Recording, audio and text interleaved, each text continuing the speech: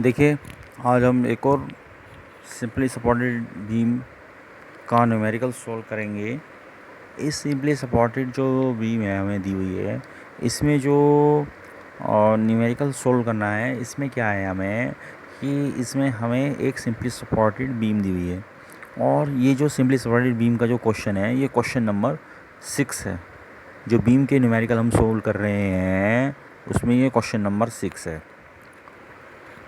तो simply supported अभी हम 5 क्वेश्चन और करेंगे।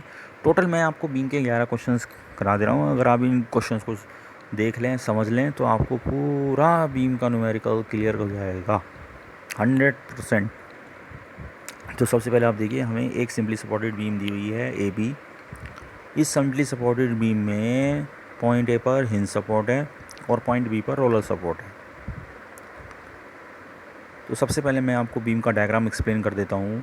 इस सिंपली सपोर्टेड बीम में पॉइंट पर हिंज सपोर्ट है, पॉइंट बी पर रोलर सपोर्ट है और पॉइंट ए से पॉइंट बीच में एक यूडीएल लग रहा है। इस यूडीएल की वैल्यू है 4 किलो न्यूटन पर मीटर।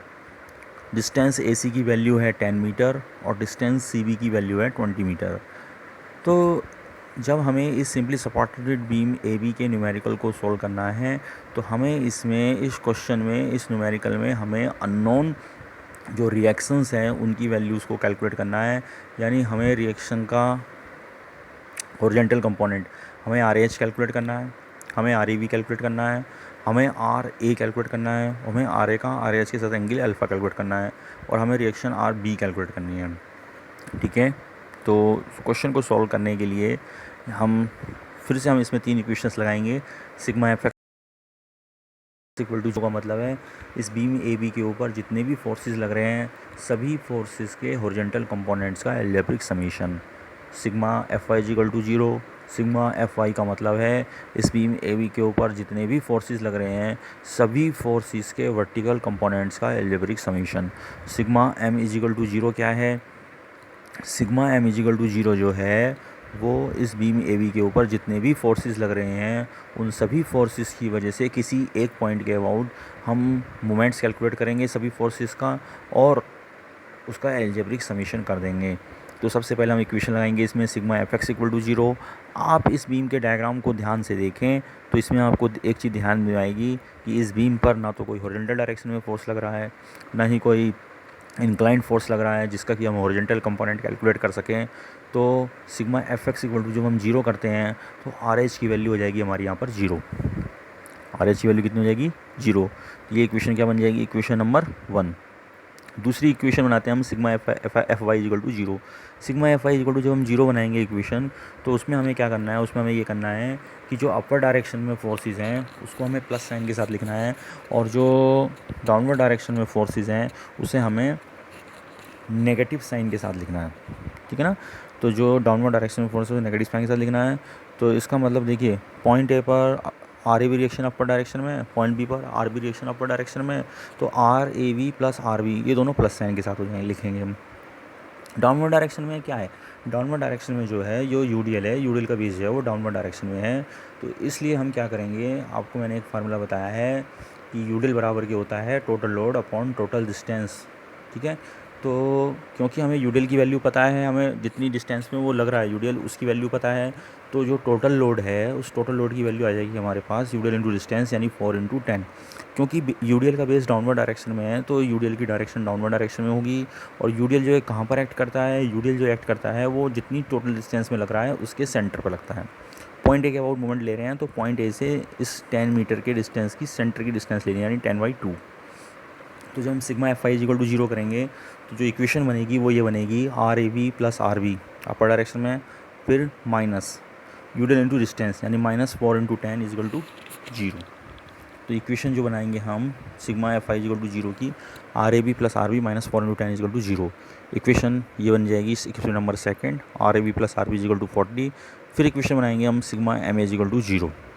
तो सिग्मा MH इक्वल टू जो 0 इक्वेशन बनाएंगे उसके अनुसार जो है पॉइंट ए के अबाउट हम जो हिंज सपोर्ट है हमारा, इस पॉइंट ए के अबाउट हम मोमेंट्स लेंगे और उसका एल्जेब्रिक समीशन करेंगे।